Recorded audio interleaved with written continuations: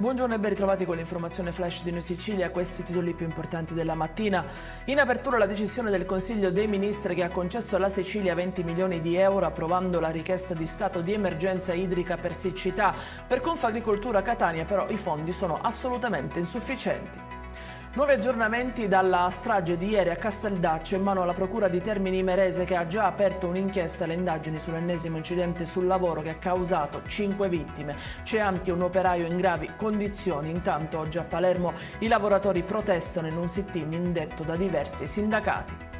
Il presidente della regione Liguria Giovanni Toti è finito ai domiciliari con l'accusa di corruzione nell'esercizio delle sue funzioni e di atti contrari ai doveri d'ufficio.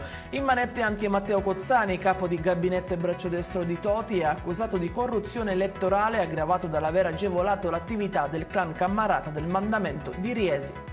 Un detenuto di 32 anni di Lentini è morto all'ospedale di Siracusa, si trovava ricoverato nel reparto di rianimazione dopo aver tentato di togliersi la vita 2 giorni fa nel carcere di Cavadonna.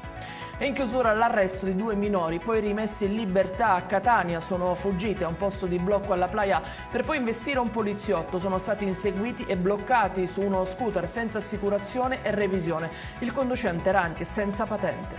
I dettagli su queste notizie li trovate sul nostro sito www.newsicilia.it e sui nostri canali social. Arrivederci e a più tardi.